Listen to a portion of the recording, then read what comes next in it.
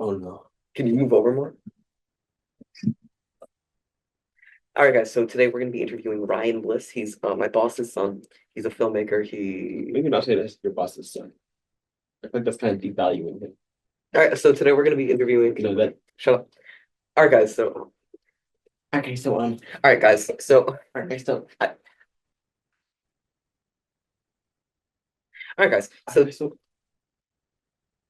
Yeah. All right, guys. All right, guys. So today we're gonna. All right, guys. So today All right, we're guys. gonna. So today we're.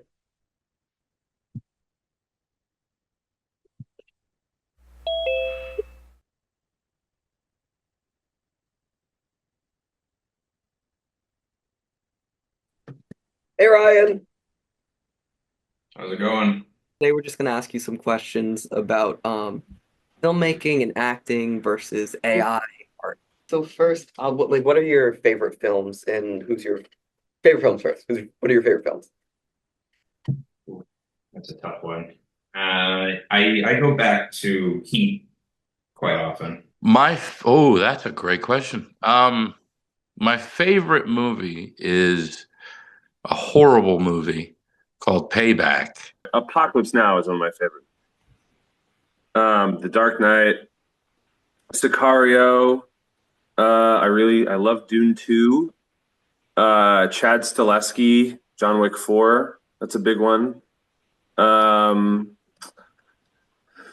trying to think of more like those are the ones that come to the top of my head. So I guess those are my favorite, I think. Who's your favorite director?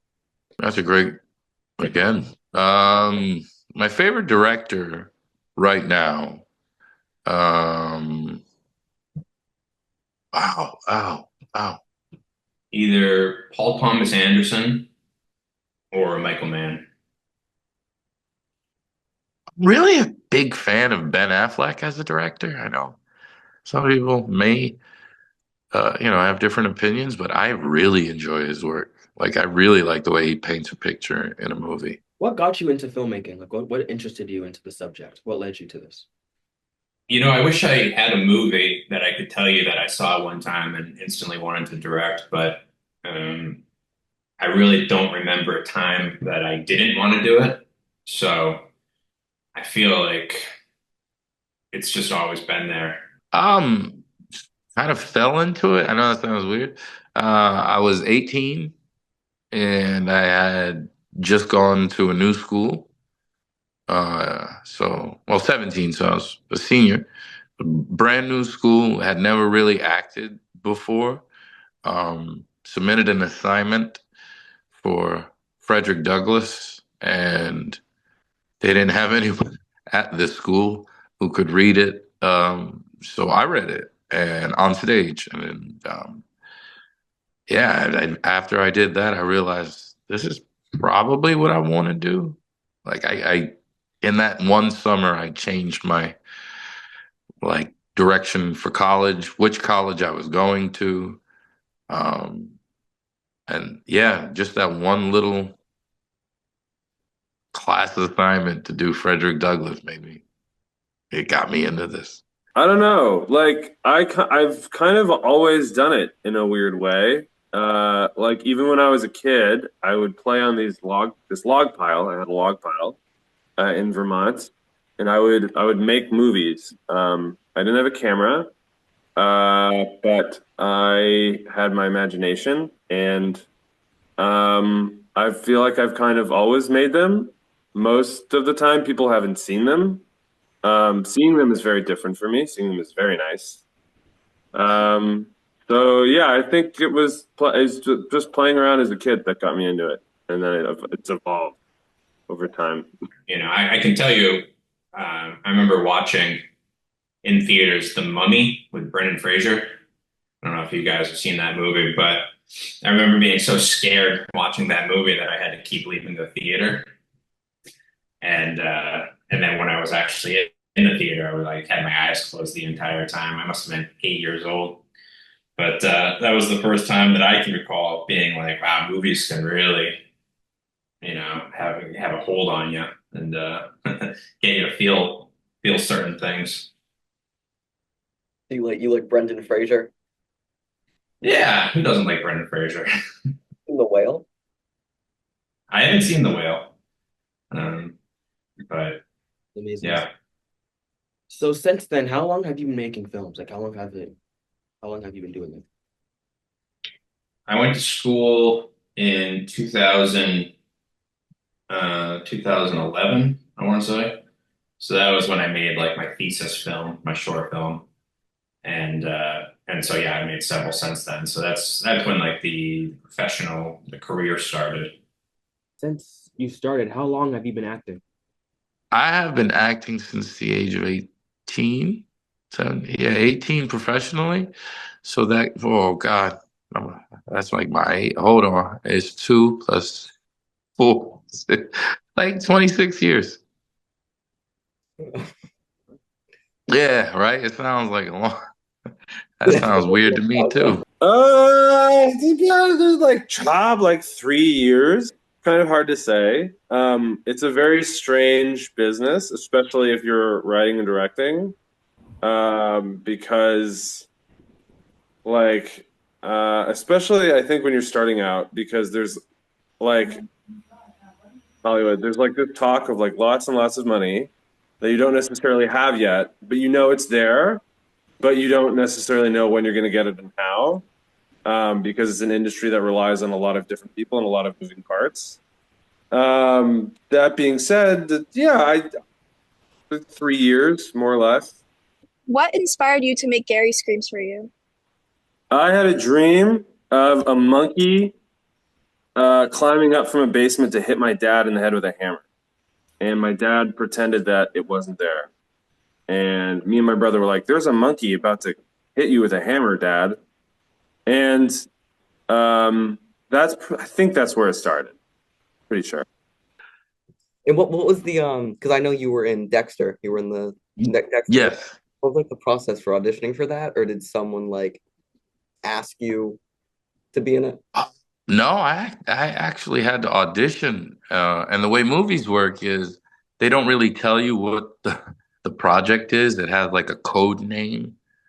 And I believe the code name from Dexter was Marble. And so I'm auditioning for this project called Marble, and it's very familiar, but like I'm recognizing characters and stuff, but I don't know what show this is from. I don't know, whatever. That was given to me from casting, the people who were casting the television show.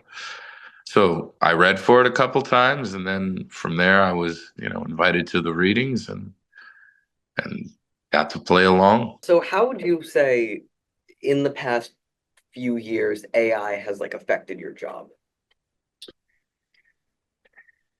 It hasn't really affected my job because I'm an editor primarily, but it has affected the jobs of people I know, like graphic designers, animators, and I think in the next 5 years it will affect my job. But I don't think AI can do the human side of it just yet. I don't think they're very good at the art side of it, but they're getting there. They're getting scary close to it. So, I would imagine in the next 10 years, the job will be completely different. But so far, I haven't seen too much. I don't know if any of you use like editing software, Premiere or Final Cut. There are AI implementations in there, but they're more for the user. They're not really. They're not taking like a piece of it. They're just making my life easier, which so far is pretty nice actually. So nothing crazy yet, but we'll get there, I'd imagine. There are a lot of unscrupulous characters out there who will take advantage. And now because AI is so good at what it does, um, let's say you were to do motion capture and be in a video game. This is a true story of somebody this happened to. But he was cast as a scientist in a video game. And he did the motion capture where you wear the suit and you do all that. And it's his face, his voice. But then they took his scientist character and threw him into the, you know, the death match of the game. You know, it was a first person shooter. And so, you know, he's suddenly watching as people are shooting up his character, and he's like, that's not what I signed up for. And that's one of the reasons the writers had to strike, because, you know, an AI can write a script, but doesn't mean it's good. It's interesting. I have friends who really, really hate it. I think that there are a lot of potential benefits, especially if you're starting out, because there are things that used to be really, really expensive to do, like rendering, like certain SFX, that you can now do if you just kind of like apply focus. And I think there can be artistry in it if it's done carefully. I, you know, I have a lot of friends that are very unhappy with the creation of art itself, or like the initial image.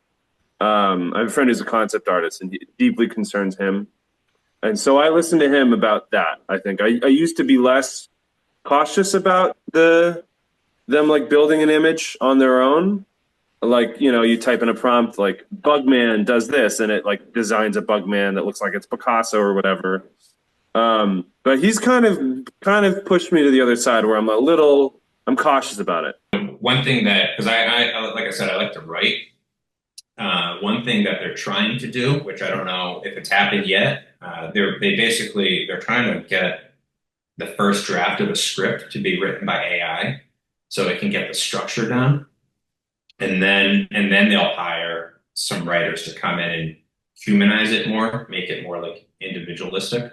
But to me, that's kind of, you know, even though they're going to bring in writers to spruce it up, it's still kind of making a sameness to everything. You know, like how can you get new, interesting ideas if basically they're basing all of their scripts on movies that already exist, right? So like, how are you doing anything new? That's the general fear. We're already kind of going down that road of sameness. You know, you look at Netflix, and there's pretty much, you know, for every one good movie, there's 500 not good movies. So we're already pretty much there. But Do you fear that, like, because as you said, like, it writes without a voice, it writes the same. Do you fear that one day it will be able to replicate like human writing? And Yeah, the way it's headed, it has to be. It'll be able to do everything we do. I mean, it's making songs, it's creating credit roll scenes. It's doing a lot right now. It's doing a lot of heavy lifting. And as long as it's watched, it's great. As long as it's a tool that someone is using to create, then it's good. But I think, yeah, eventually this industry will be mostly AI cameras. Who knows? I think we're already there. I just think it's copying writers that already exist, right? So when are you going to get you know, it's not going to create a new vernacular, right? You're not going to get a Tarantino-esque AI program, because, you know, who's the next Tarantino that hasn't changed the format yet, right? So it doesn't know what it doesn't know.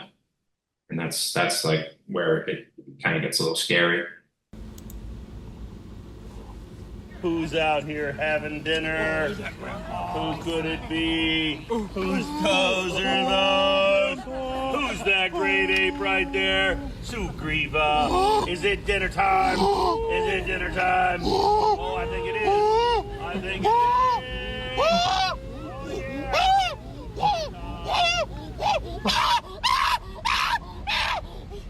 Oh, what a big song.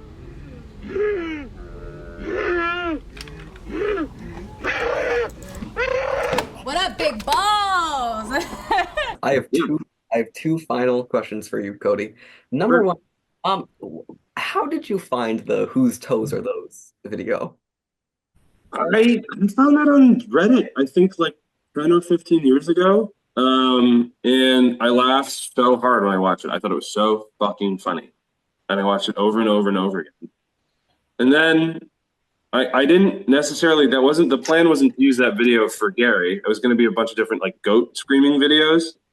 And then I like realized as I was writing, I'm like, no, this is the right video. Like the reaction that I had to this video is what Gary has in the movie. So made sense, I guess.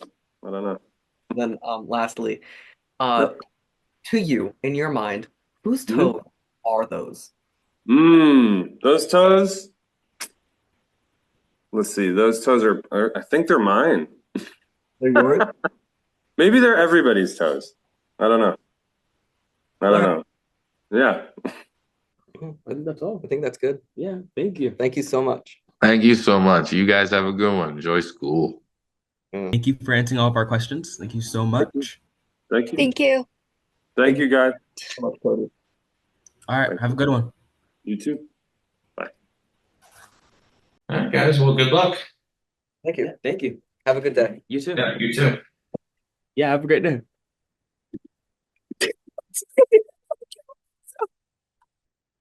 You leave. You leave, bro. You too. That's not funny. So funny. Dude, my fist was in my mouth. You were laughing. I was going. I was like smirking the whole time. It was Whoa. so bad. Hey, Chris. Yeah, hey, Thank you so much for joining us today. bro, you're looking way too fly for a call on Zoom, PM at night. That's nice. Thank you. Today we're doing a project for a class on AI art versus like human art, and so we just want to ask you a few questions about that and like how you Sure. You know I love this stuff. um so just first, what are your favorite films? My favorite films, Shaun of the Dead, um, anything by Kevin Smith, and Dodgeball. And then who would you say your favorite directors are? Favorite directors.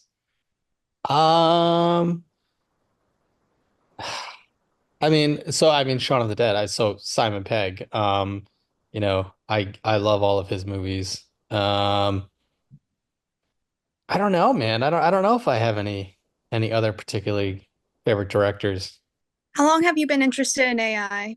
I've been using AI for about 3 years. So I work for a company that does media research. So we work with big television networks, movie studios, brands, and anytime they have video content that they want to test and sort of get audience reactions to, we help them do that testing in sort of a structured way. So I actually write software or manage the software team that builds a product that facilitates that testing. And for a long time, we've been working on integrating AI into it even before like ChatGPT was really a thing.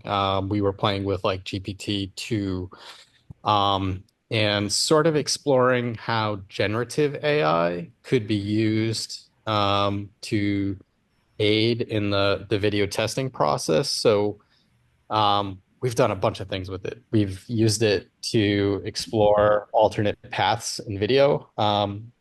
We use it to analyze viewer feedback. So to get, sometimes we'll get thousands of comments on a video, and we want to use AI to analyze the sentiment of those comments. We'll do thematic analysis across them. We'll pull out keywords, summaries and stuff. So it helps our research team sort of understand vast quantities of data much more easily.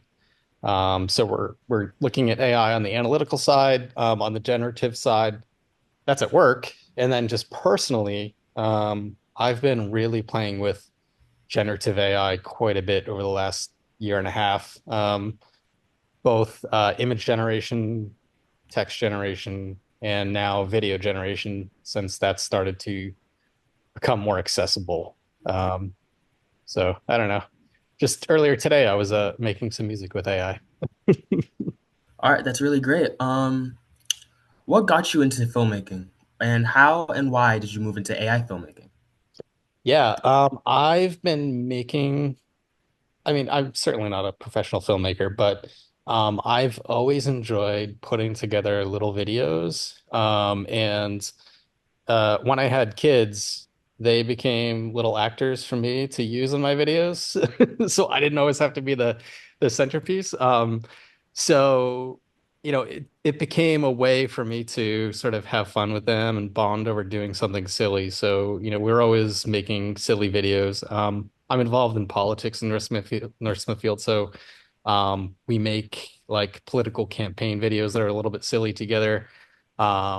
We sort of do these shorts where, my kids will be playing basketball and making like ridiculous shots that they should never be able to make, but they somehow always go into the hoop. Or like, they'll be doing like bow and arrow in these incredibly dangerous like ways that probably will get, Child Protective Services called on me, but it's all fake. It's all film, right? It's, special effects.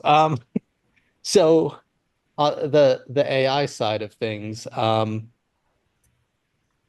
well, through my work, video is such an important part of what we're doing. So, thinking about how generative AI can be utilized for that has been a really important part of what we're doing. But personally, I just find it really interesting. I mentioned that I've been doing a lot with like AI music, and when I want to share that music, it always shares better when you've got a video to go with it. So, and music videos are by nature often very strange anyway, where they don't have to be particularly great. So, the weirdness that comes with where we're at with AI video, sort of plays into that nicely. So, I've been putting together little videos for my music videos for these songs that I'm making. Yeah. And with those videos, could you describe your creative process when making them? Sure. Um, So if we take like a music video for an example, I'll generally start with, what's the song about? I'll actually use AI text tools like ChatGPT to sort of brainstorm ideas. I'll come up with an outline, and then I'll start going like shot by shot, what this video might be. And right now with video AI, it's still in its infancy. It's not perfect. So I try to stay away from people because that's where you sort of get into trouble with things getting really strange. People be walking backwards but facing forwards, and like, other random people will like pop out of other, it's a whole thing. Like Um, the fingers, stuff like that. Weird fingers and like, very unnerving. You get into the uncanny valley where it just makes people actually uncomfortable to watch. So I'll outline the ideas and then shot by shot. And the thing with AI right now is that it's tough to produce clips that are consistent for more than 8 to 10 seconds at a time. So the shots are generally, pretty short. And then I'll go to Midjourney. I'll start generating images for the first or last frame of that shot. And then I'll take it into a tool like Runway ML or Hyper and sort of, start generating. Fortunately, through my work, I am able to subscribe to these services at really high tiers. So I get to play a lot and not really worry, about how much it's going to cost because these services are still super expensive. So general workflow is idea for me. Use a tool like ChatGPT to flesh it out a little bit more. Start building the basic imagery in a tool like Midjourney, and then take that into a video image to video tool like Runway. And then from there, I'll just compile them all in like Premiere or something. All right. Yeah. That's really cool. When you begin a project, how long does it typically take to finish?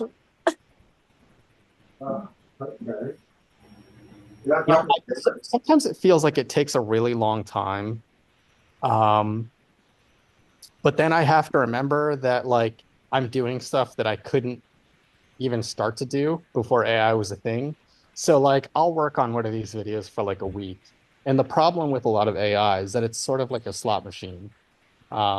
You put in, you get close to what you want it to do, and then you just pull the lever a bunch and hope that it gets, close to what's actually in your head. So there's a lot of that trial and error, trying to like get it to where you want it to be, to refine your prompts. And that's honestly where most of the time is spent, like really like figuring out, okay, I want right now I'm working on a video for a song called Radio Flyer Rocket Ship. And it's about sort of the kid's imagination. Like he's imagining, he's in this like radio flyer wagon, but he's imagining it's a rocket ship like taking off into space. So it gives me a really cool opportunity to make these fun AI, generations where like, a kid is in a rocket ship like blasting off into space. Those are effects that I would have no way to do without AI before. Like I couldn't get what's in my head out. So, even though I might need to go through 50, 60 generations of a video clip to actually get that 8 seconds to be where I want it to be, it's still something that I didn't even have the capacity to do before. So, putting together a 5-minute music video could take a week, 2 weeks sometimes. Okay.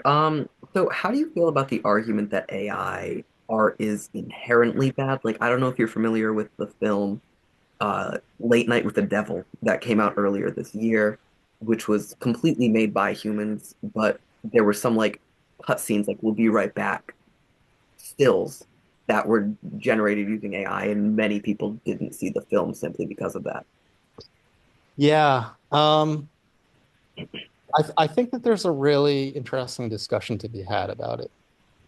Um, Ultimately, this stuff is here and it's getting better incredibly fast. And I don't think that people are going to have a choice, really, whether it's a year from now or 10 years from now.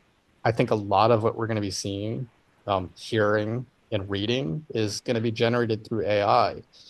And the challenge for us, is going to really figure out how to retain the human element of that, and to not feel like, we're stuck in this loop of, you know, all of a sudden in 2024, AI, was a huge thing. And so all of the creative works up to that point sort of led us to what the AI is. And then everything after that point is just recycling, that stuff. And nothing new is actually getting created.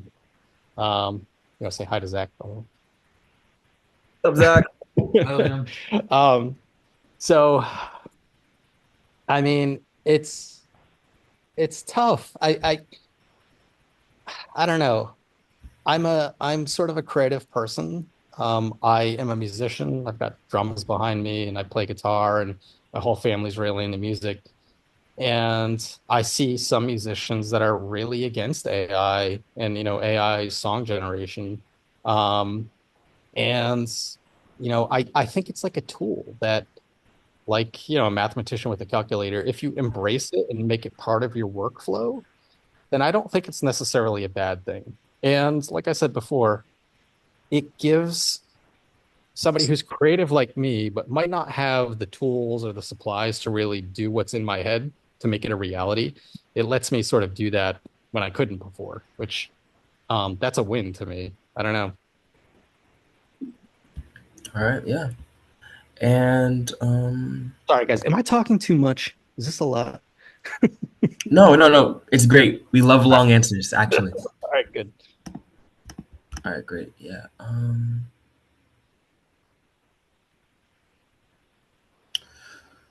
What advancements in filmmaking do you want to see come out of AI?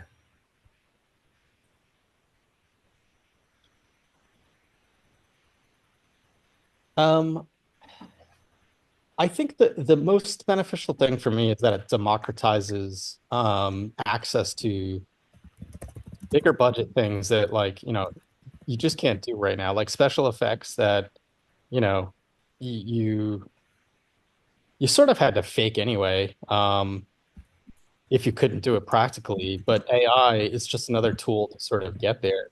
And it makes that a lot more accessible to people like me who don't have a crew, who don't have a team, but really, just have something in their mind that they want to make. Um, I think that's honestly where the most benefit is going to come from. Um, I think another nice thing about it too is it lets you storyboard a little bit easier. Like you can use it as a way to rough out ideas before you sort of go through the whole process. I don't know. It seems like something that that at least some people would find beneficial. Now, actually building on what you just said, we've interviewed a few people over the last couple of days, and one of them was talking about his good friend whose job is concept art for films and stuff like that, in that like he fears losing his job in the next couple of years because of AI. Like, how Yeah. do you think about that? You know, it's tough, and you know, we sort of see the same argument. It's totally different, but it's not. Like the self-checkouts at a supermarket, right? Like people are saying, oh, they that takes away jobs. But it's it also gives those people who would do that job an opportunity to do something else, maybe, a little bit different. Um, for somebody who spent their whole life, becoming the world's best, concept artist, it's really a tough time for them because a lot of what they do can be automated. Something that used to take them, half a day to do can be whipped up by AI in 30 seconds and be almost or just as good. Um, so I don't know. And like I said, maybe it's a matter of those folks embracing the tools and you using it as a way to make their jobs easier. Um, if there's a unique style, you can honestly, it's pretty easy these days to actually train these models on your own stuff. So, maybe there's still an opportunity to create something that's a little bit different than everyone else, but use AI as a tool to do it easier. Um, at my job, we have a graphic designer joining us next week, and we actually talked about AI, how it impacts his job because a lot of what he would normally do, AI is now able to do. But he doesn't see that as a bad thing. He sees it as an aid. AI, at least right now, it's not going to completely replace somebody who's doing that kind of work. But I think that the sooner everyone figures out how to use it as a tool and make their jobs a little bit easier, or maybe, I don't know. Because like I said at the start of this, like it's coming whether or not you want it to or not. I don't think any amount of government regulation is going to stop it. There are open source models and open source tools that people can use for this sort of stuff. So it's really just a matter of time.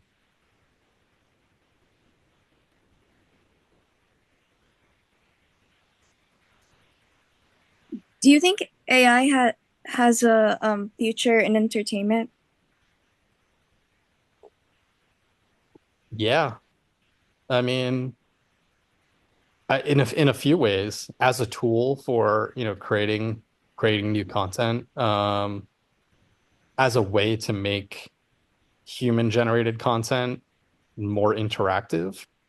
Um, we had a discussion last year at work about what is video even going to be in 10 years?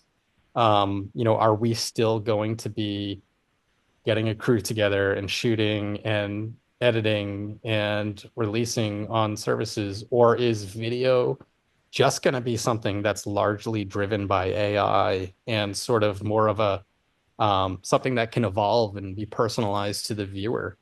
I don't know if that's realistic. It sort of feels like with the speed at which everything's moving that, yeah, maybe it is. Maybe the way that we consume video 10 years from now is going to be totally different from today. Maybe it'll feel more like an open world video game where you sort of choose what you want to do and the world that you're experiencing reacts to you and your unique desires and wants for what you're watching. I don't think that that's really science fiction at this point. I think it's totally possible, just a matter of when. And how would you feel about that if AI were to replace all, like basically every aspect of entertainment? Oh, terribly sad. I mean, it's exciting and I think it's inevitable, but it's also just a little depressing. As someone who loves these tools and uses them, um, it's depressing. My son, he started learning guitar a few years ago and he likes to write songs. And it's depressing to see him spend so much time on a song perfecting it when I can just go to AI and be like, hey, give me a song that sounds like this, and it will generate it in 30 seconds. Um, it almost makes him not want to do it anymore, which is incredibly depressing because, human creativity and expression, I mean, that's the only reason that we even have AI. So if AI takes that away, I don't know what that means for AI in the future, and I don't know what it means for us, but it is a little bit depressing, dystopian to think about. All right. Yeah. Thank you so much Yeah, for guys, this doing is this. cool. What is Yeah. so what class is this for? Writing 104. Oh, that's It's a cool. college class that we're doing. That's awesome. Good for you guys. I love it. But Um, thank you so much for seeing us today. yeah, thank you for the invite. I really appreciate it. Liam, nice to see you as always. Nice to see you. All right, good luck, guys. Take care. And send me the video when you're done. I would love to see it. Both for please do. All right. Take care.